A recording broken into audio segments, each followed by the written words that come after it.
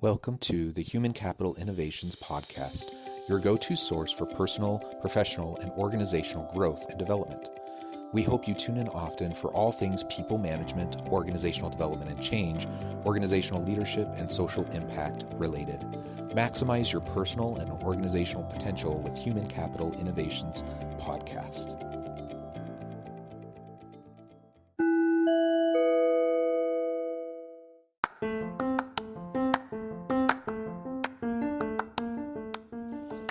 Welcome to the Human Capital Innovations Podcast. In this HCI podcast episode, I talk with Deb Crowe about heart-centered leadership.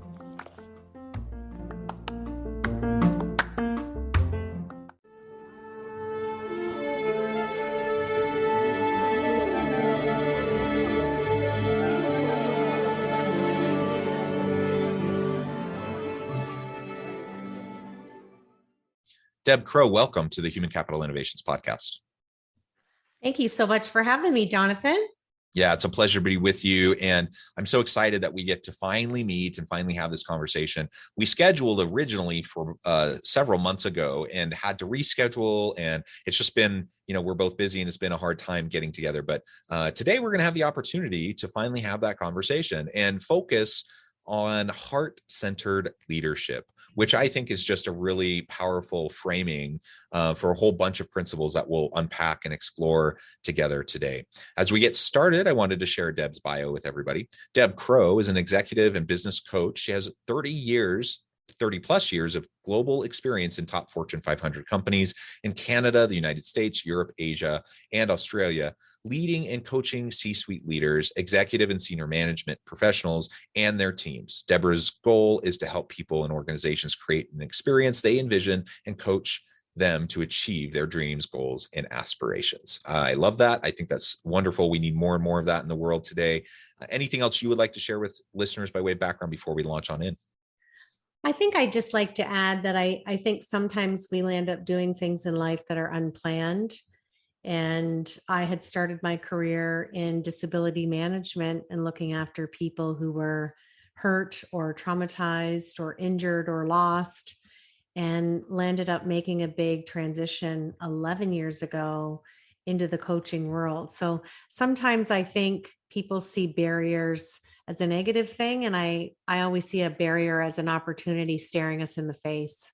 Yeah, I like that perspective. And the reality is we all have a zigzagging path. I know very few people who have just a straight linear kind of progression path in life. Most of us really zigzag all the way around, and we learn and we grow and we fall flat on our face and we pick ourselves back up and then we try again. And that takes us in all sorts of unique and interesting paths, some really hard and others really awesome. And ultimately though, I think that's humanity. That's what life is all about. And so I think it's great that you found yourself in this space doing this type of work.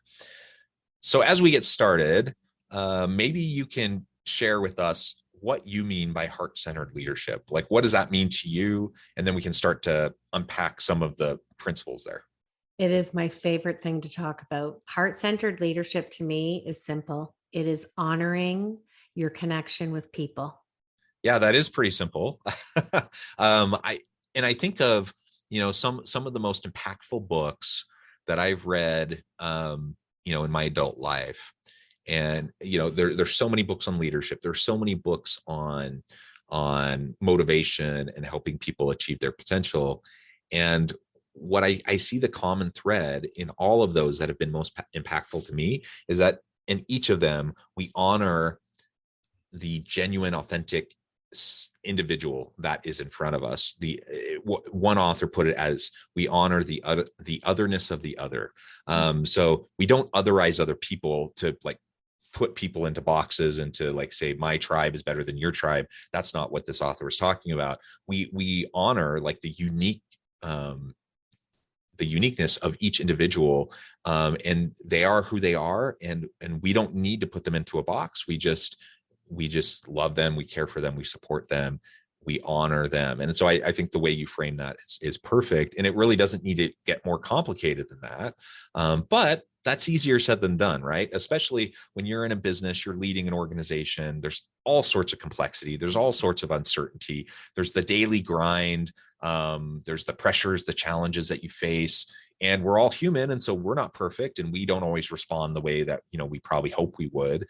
So with that said, like, how do we do this? How do we start moving down more of a heart-centered leadership approach? We have to embrace our imperfections, and we have to look at our connection with people similar to something that you would do without being asked, like bake cupcakes for a bake sale or volunteer somewhere, doing something that you want to do that makes you feel good so that your heart and your head are aligned. You made a really great point. Most leaders have so much on their plate every day, and they have lives just like you and I. And then you stir in the pandemic, and it just exacerbates everything. So when you can have a connection with people, whether it's in your personal life or your work life, and you're really present in the moment, like living in the now, attentive listening, not listening to respond, and it's not transactional. It's the connection. It's that heart and head alignment. That's how you can bring more heart-centeredness into your life, into your work, and let go of the expectation, because we don't live in a perfect world. And I think when you embrace imperfection, that's how you really progress. Yeah, because I mean, really, it's perfection is a facade. Like it's not real. No one can achieve perfection. I suppose in little tiny slivers of specific areas in our lives, we might be able to approximate perfection. But life as a whole is messy. It's complex. It's nuanced, and I don't know of anyone who's gotten even close to what I would consider perfection. But I know lots of people who have lived really compelling, really meaningful, impactful lives. Of course, they have their flaws. Of course, they have their shortcomings. The question isn't whether or not we have those. The question is, are we going to be self-reflective enough to recognize them and to work towards improving in areas that are pulling us down, undermining our ability to be effective with those around us. And ultimately, if we can just acknowledge that and then get away from like this false expectation of trying to get to perfection, we can be authentic with who we are, grow into ourselves, feel more comfortable with who we are.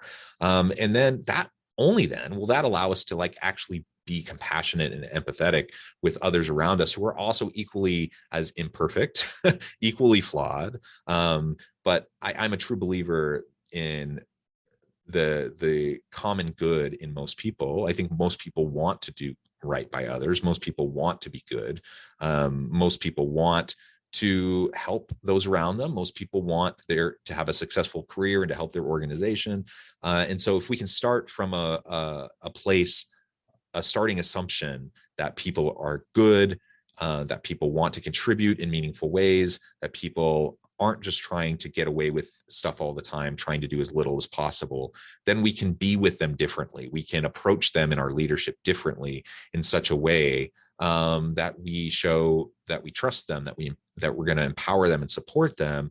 And lo and behold, when as a leader, I approach my people that way, they act differently than if I approach them and if I be with them from a perspective of, you're a lazy employee, you're going to try to get away with anything you possibly can. I have to watch you like a hawk to make sure that you're not taking advantage of the company, blah, blah, blah, right? All the other stuff that we know is kind of a common narrative in a lot of organizations with a lot of leaders and more of a command control, authoritarian kind of leadership approach or organizational culture.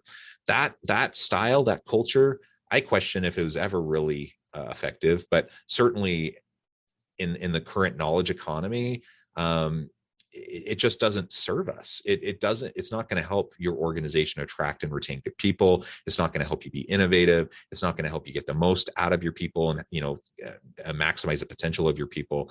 And ultimately it's going to undermine your own, ability to be effective as a leader, which I would define as, effective leadership is helping your people to fulfill their potential, to bring value to the market and add value to the organization. And if that's what I'm trying to accomplish, the best surefire way to go about doing that is to lean on the expertise of my people, to develop mutual relationships of mutual accountability of trust, mutual accountability and trust, and to create a psychologically safe workplace environment where people feel seen, they feel heard, they feel like they have the ability to contribute in meaningful ways daily. When that kind of an environment is established, then the sky's the limit in what we can all accomplish. And that doesn't mean I have to set aside all the metrics and all of like the outcomes that I want to see from my team, but it just means I'm starting from a different starting point. I have a different foundational assumption about how I'm going to approach my people, and that leads to just completely different types of stronger outcomes. It does, absolutely. There's a lot to unpack there. I think people try too hard. And one of the strategies that I've used with COVID, because of being on Zoom and not everyone was working from home, some people were working with a hybrid workflow, depending on the sector and where they are in the world. Sometimes a simple strategy as turning off your camera and closing your eyes when someone's talking.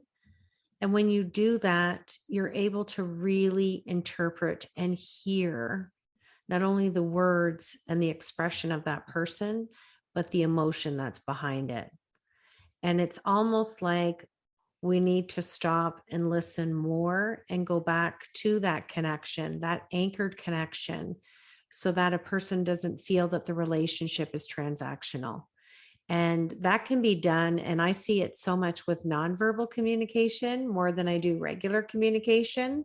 So if we can focus and be cognizant to self-audit that, people see through real connectivity versus someone who's falsely trying to be connecting when they're not. The nonverbal cues will always give you away.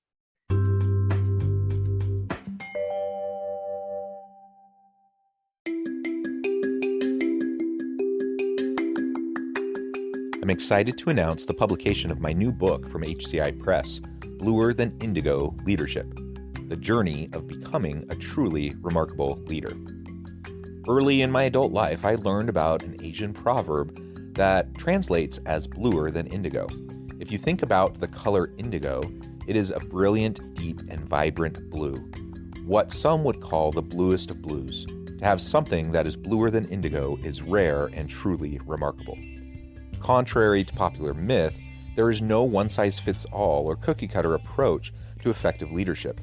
There's no silver bullet, no secret sauce, no go-to model that will solve all of our problems.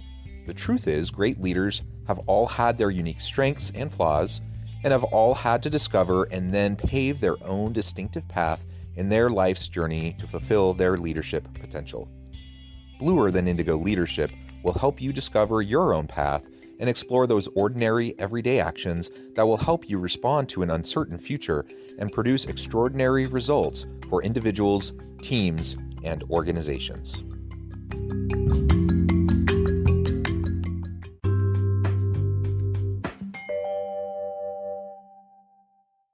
They will. And you said it now a couple times, that genuine, authentic connection with other human beings is not a transactional kind of a relationship, right?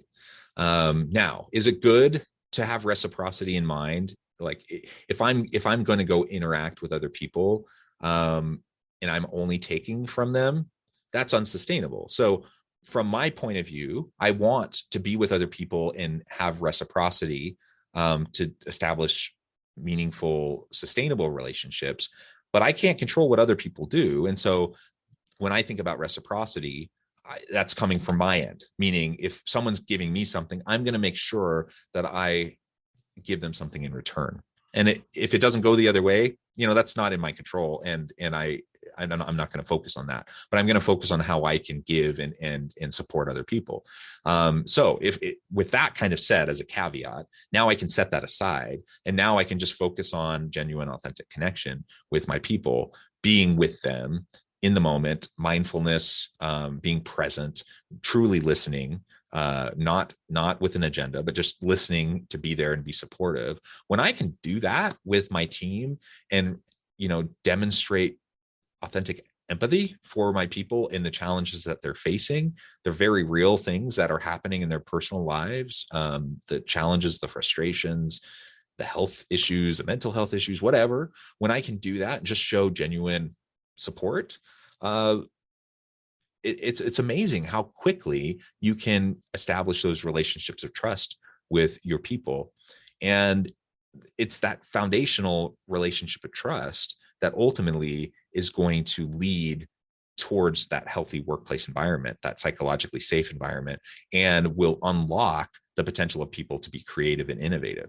If you don't have that trust, then creativity and innovation usually doesn't really happen that much, because people don't feel safe. They don't feel like they can, innovation by definition is new, right? So you have to get outside of the status quo. You have to challenge boundaries. You have to challenge the status quo and do things in new ways that nobody's ever done it before. That's not a comfortable place to be if you're in a psychologically unsafe place, right? So you have to build trust. The best surefire way to do that is just to set agendas aside and just be with people, listen, care, support, and then it will happen naturally. Absolutely. And in terms of, doing something and having it reciprocated, I always ask people to let it unfold organically. When you go in with your heart and head aligned, not everything has to be planned. And some relationships aren't supposed to have reciprocation. And that doesn't mean that you have lesser boundaries or don't implement boundary management into your life, because that's a huge element of self-care. But not everything has to be transactional. It doesn't have to be, well, hey, I did this for you. What are you going to do for me? And where I see that creeping up in corporate America is people that have that from generational values, whether it's upbringing, remnants of a previous boss. So it's a scenario that stays on repeat until someone calls that person on it and says, wait a minute, we don't do things like that here. That's not our vital, healthy culture. So I find there's remnants from a previous employer, or it can even be deep or visceral for some people, and it goes all the way back to their upbringing. So when you can break down that barrier, it makes heart-centered leadership easier to have a permanent residence within the workplace. Yeah, well said. So what do you see as maybe some of the other principles embedded in this idea of heart-centered leadership? We've already talked about mindfulness. We've talked about developing trust, seeing the authentic other, there in front of you and being with them. What other things do you see as important as we try to practice this heart-centered leadership approach? I developed a sketch note with a colleague of mine that I released in January, and happy to give your listeners a free PDF download. We've had over 75,000 people worldwide download this. I've come up with 20 qualities that I believe heart-centered leaders possess, and it doesn't mean that they have it all on one time.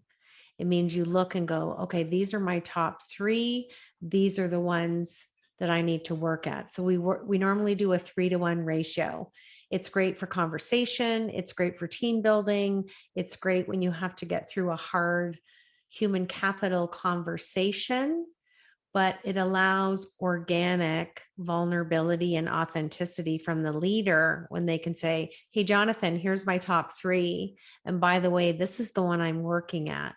And a lot of times people will look at that person and say, you?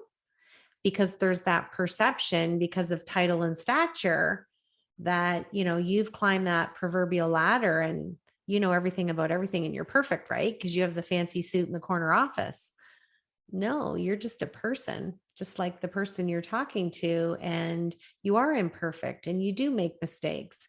But the fun thing is to not wallow in it and to have a laugh with your coworker and give them a story and let them know how you learned from it.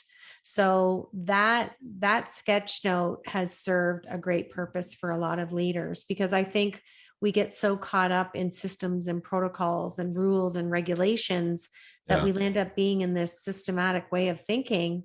And if you're going to honor your connection with people and be heart-centered, you need to be intrinsic in your thinking. Yeah. Well, and the reality is so many systems have baked in inequities and harms, I think we need, systems are there for efficiency purposes, right?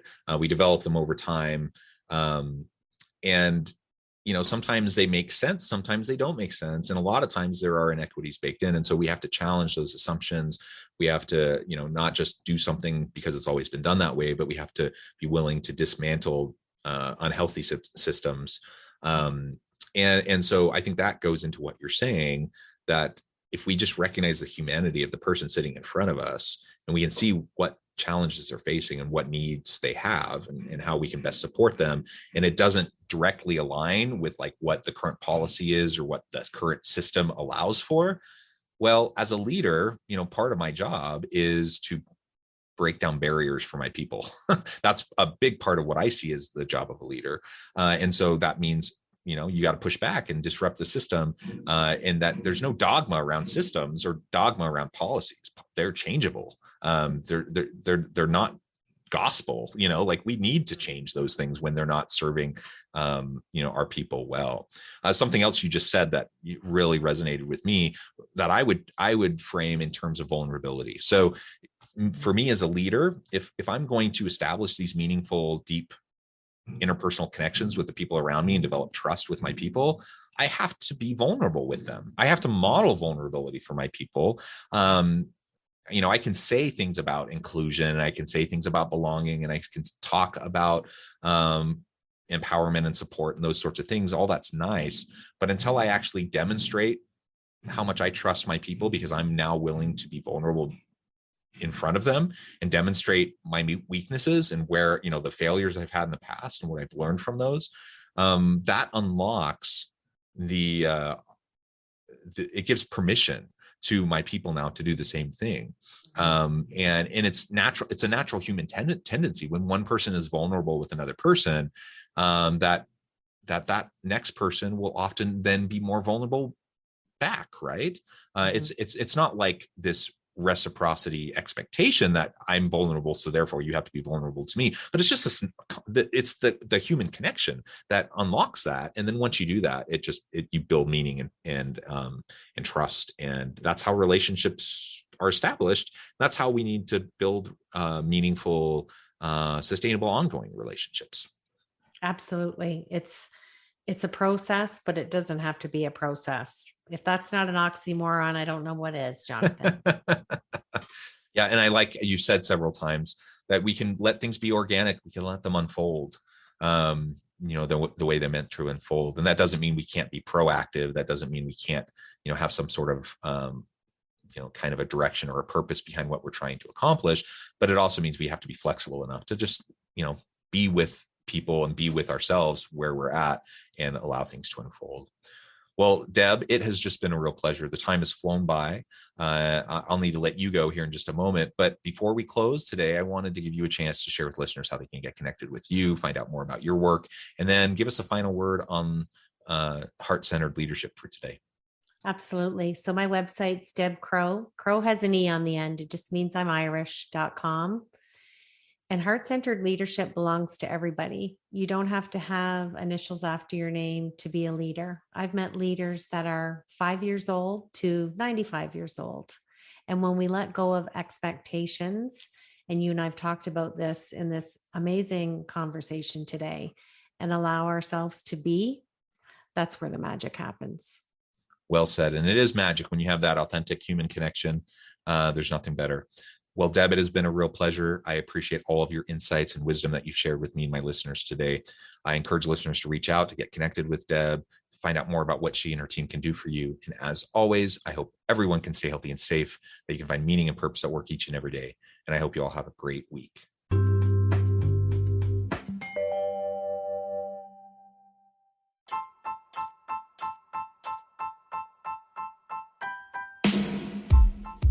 The Alchemy of Truly Remarkable Leadership, ordinary, everyday actions that produce extraordinary results. Consider how the nature of work has shifted over the past 50 years. With increased globalization, rapid technological advancement, and the shift in economic composition, the average job of today looks very different than the average job of 50 years ago. What will the jobs and organizations of tomorrow look like? Moreover, what does this all mean for organizational leaders? What are the core competencies and capabilities of organizations and their leadership that are prepared for continued disruption and geopolitical and socioeconomic shifts? Regardless of what the future holds, increasingly, leaders need to be socially minded, data-driven, decisive, champions of talent, and disruptors of the traditional notions of leadership, teams, organizations, and work. The alchemy of truly remarkable leadership will help you to explore your own leadership competencies and capabilities and consider ways to apply and implement them into your workplace and personal life.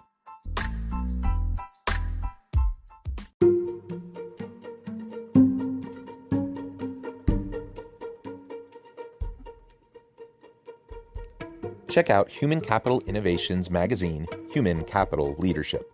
Human Capital Leadership is a free, interactive e-magazine with the mission to help individuals, leaders, and organizations find innovative approaches to maximize their human capital potential. We publish issues quarterly in August, November, February, and May. Take a look at the latest issue and let us know what you think.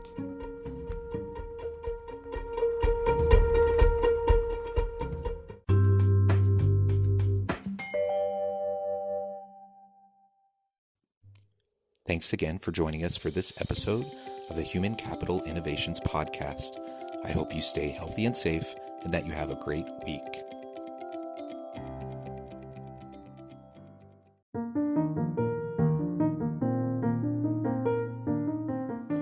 Check out our new weekly LinkedIn newsletter, Alchemizing Human Capital, exploring industry trends via original research and interviews with executives and thought leaders from across the globe. We look forward to having you join us.